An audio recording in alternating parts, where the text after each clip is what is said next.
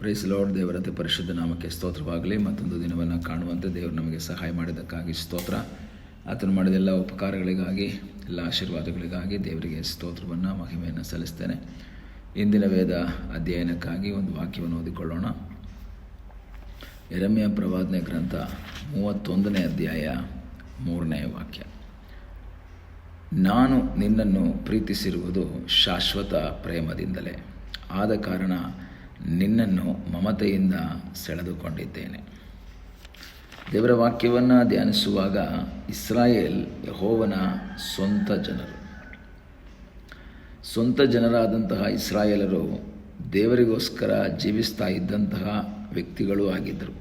ಆದರೆ ಅನೇಕ ಸಂದರ್ಭದಲ್ಲಿ ದೇವರಿಂದ ದೂರವಾಗಿ, ದೇವರಿಗೆ ಅವಿಧೇಯರಾಗಿ, ದೇವರ ಚಿತ್ತಕ್ಕೆ ಅವಿಧೇಯರಾಗಿ ಜೀವಿಸ್ತಾ ಇದ್ದಂತಹ ಒಬ್ಬ ವ್ಯಕ್ತಿಗಳು ಆಗಿದ್ದರು. ಆದರೂ ಸಹ ದೇವರು ಅವರನ್ನು ಪ್ರೀತಿಸ್ತಾನೇ ಇದ್ದರು. ದೇವರ ಮಹಾಪ್ರೀತಿ ಇಸ್ರಾಯೇಲರನ್ನು ಹಿಡಿದುಕೊಂಡಿತ್ತು. ಅದರಿಂದ ಇಲ್ಲಿ ಹೇಳ್ತಾರೆ, ನಾನು ನಿನ್ನನ್ನು ಪ್ರೀತಿಸಿರುವುದು ಶಾಶ್ವತ ಪ್ರೇಮದಿಂದ. ಅದರ ಅರ್ಥ ಏನು? ಪ್ರೀತಿ ಎಂಬುದು ದೇವರ ಒಂದು ಸ್ವಭಾವ. ದೇವರ ಅನೇಕ ಗುಣಲಕ್ಷಣಗಳಲ್ಲಿ ಪ್ರೀತಿ ಬಹಳ ಪ್ರಾಮುಖ್ಯವಾದದ್ದು. ಪ್ರೀತಿ, ಮನುಷ್ಯನೂ ಸಹ ಪ್ರೀತಿ ಮಾಡ್ತಾನೆ. ಆದರೆ ದೇವರ ಹಾಗೆ ಪ್ರೀತಿ ಮಾಡುವಂತಹ ವ್ಯಕ್ತಿಗಳು ಈ ಭೂಮಿಯಲ್ಲಿ ಯಾರೂ ಸಹ ಇಲ್ಲ.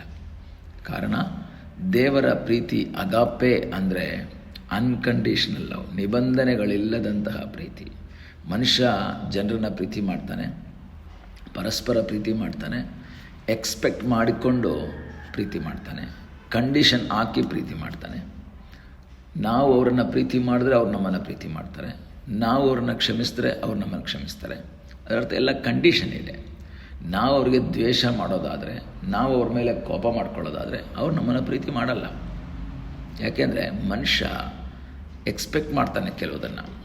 ಏನಾದರೂ ಸಿಗುತ್ತೆ, ಒಂದು ಆರ್ಥಿಕ ಸಹಾಯ ಸಿಗಬಹುದು ಅಥವಾ ಇನ್ನೇನಾದರೂ ಸಹಾಯ ನಮಗೆ ಸಿಗಬಹುದು ಎಂಬ ಒಂದು ಆಲೋಚನೆಯಿಂದ ಅಥವಾ ಒಂದು ಎಕ್ಸ್ಪೆಕ್ಟೇಷನ್ನಿಂದ ಮನುಷ್ಯರು ಪ್ರೀತಿ ಮಾಡ್ತಾರೆ. ಆದರೆ ದೇವರ ವಾಕ್ಯ ಓದಬೇಕಾದ್ರೆ ನಮಗೆ ಗೊತ್ತಾಗುತ್ತೆ.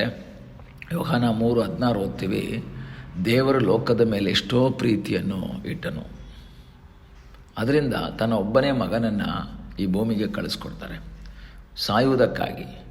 ಯಾಕೆ? ಮರಣದ ಹಿಡಿತದಲ್ಲಿರುವ ಅಥವಾ ಸೈತಾನ್ ಹಿಡಿತದಲ್ಲಿರುವಂಥ ಮನುಷ್ಯರನ್ನು ತಪ್ಪಿಸಿ ನಿತ್ಯ ಜೀವಕ್ಕೆ ನಡೆಸುವುದಕ್ಕಾಗಿ ದೇವರು ತನ್ನ ಮಗನಾದ ಯೇಸು ಕ್ರಿಸ್ತನನ್ನು ಈ ಭೂಮಿಗೆ ಕಳಿಸ್ಕೊಡ್ತಾರೆ. ಆಗ ದೇವರ ಪ್ರೀತಿಯ ಕುರಿತು ನಾವು ಸತ್ಯವೇದದ ಆರಂಭದಿಂದ ಕೊನೆಯವರೆಗೂ ನಾವು ನೋಡ್ತೀವಿ.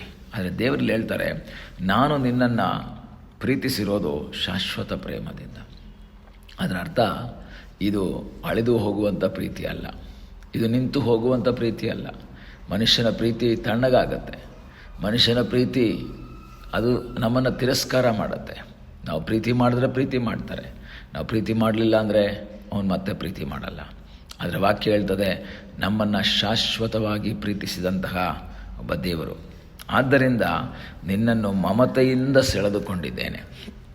ಇಸ್ರಾಯೇಲರಿಗೆ ಹೇಳುವಂತಹ ಆ ಮಾತಾಗಿದ್ದರೂ ಸಹ ಈ ಬೆಳಗಿನ ಸಮಯದಲ್ಲಿ ದೇವರು ನಮ್ಮ ಸಂಗಡ ಮಾತಾಡ್ತಾನೆ. ನಾನು ನಿನ್ನನ್ನು ಪ್ರೀತಿ ಮಾಡಿರೋದು ಶಾಶ್ವತವಾದ ಪ್ರೀತಿಯಿಂದ. ನಮ್ಮಿಂದ ಏನೋ ಸಿಗುತ್ತೆ ಅಂತ ಅಲ್ಲ ದೇವರು ನಮ್ಮನ್ನು ಪ್ರೀತಿ ಮಾಡಿರೋದು. ನಾನು ಮೊದಲೇ ಹೇಳಿದೆ, ಮನುಷ್ಯ ನಮ್ಮಿಂದ ಎಕ್ಸ್ಪೆಕ್ಟ್ ಮಾಡಿಕೊಂಡು ಪ್ರೀತಿ ಮಾಡ್ತಾನೆ. ಆದರೆ ದೇವರಿಗೆ ನಮ್ಮ ಈ ಲೋಕದಲ್ಲಿರುವಂಥ ಯಾವುದೂ ಬೇಕಾಗಿಲ್ಲ. ದೇವರು ನಮ್ಮನ್ನು ಪ್ರೀತಿ ಮಾಡಿದ್ದು ಶಾಶ್ವತವಾದ ಪ್ರೀತಿಯಿಂದ, ನಿಬಂಧನೆಗಳಿಲ್ಲದೆ ಪ್ರೀತಿ ಮಾಡಿದ್ರು. ಈ ದಿವಸ ಕರ್ತನಿಗೆ ಹೇಳೋಣ, ಕರ್ತನೆ, ನಿನ್ನ ಆ ಅಪಾರವಾದ ಪ್ರೀತಿಗಾಗಿ ಸ್ತೋತ್ರ, ನಿನ್ನ ಒಂದು ಶಾಶ್ವತವಾದ ಪ್ರೀತಿಗಾಗಿ ಸ್ತೋತ್ರ. ನಮ್ಮನ್ನು ಪ್ರೀತಿ ಮಾಡಿ ಮಮತೆಯಿಂದ ಇಷ್ಟಪಟ್ಟು ನಮ್ಮನ್ನು ಸೆಳೆದುಕೊಂಡಿದ್ದಾರೆ. ಯಾತಕ್ಕೋಸ್ಕರ? ನನ್ನನ್ನು, ನಿಮ್ಮನ್ನು ನಿತ್ಯ ಜೀವಕ್ಕೆ ನಡೆಸುವುದಕ್ಕಾಗಿ.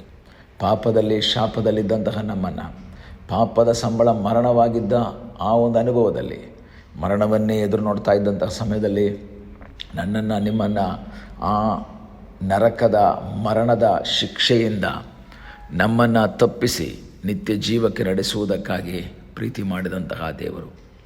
ಆತನು ನಮ್ಮಿಂದ ಬಯಸುವುದೇನು? ಆತನು ಹೇಳುವಂತಹ ಮಾತಿದು, ನಾನು ನಿಮ್ಮನ್ನು ಪ್ರೀತಿಸಿದ್ದೇನೆ, ನೀವು ನನ್ನನ್ನು ಪ್ರೀತಿಸಿರಿ.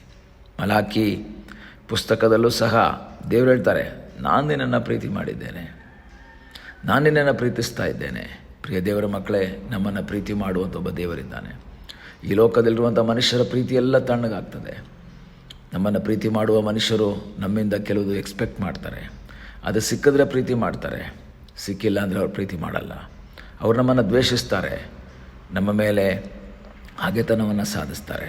ಆದರೆ ದೇವರು ನಮ್ಮನ್ನು ನಿರಂತರವಾಗಿ ಪ್ರೀತಿಸುವವನು, ಶಾಶ್ವತವಾಗಿ ಪ್ರೀತಿಸುವಂತಹ ಆ ಶಾಶ್ವತ ಪ್ರೀತಿಗಾಗಿ ದೇವರಿಗೆ ಸ್ತೋತ್ರ ಮಾಡೋಣ. ಕರ್ತನಿಗೆ ಹೇಳೋಣ, ಕರ್ತನೇ, ನೀನು ನನ್ನನ್ನು ಪ್ರೀತಿ ಮಾಡಿದ್ದಕ್ಕಾಗಿ ಸ್ತೋತ್ರ.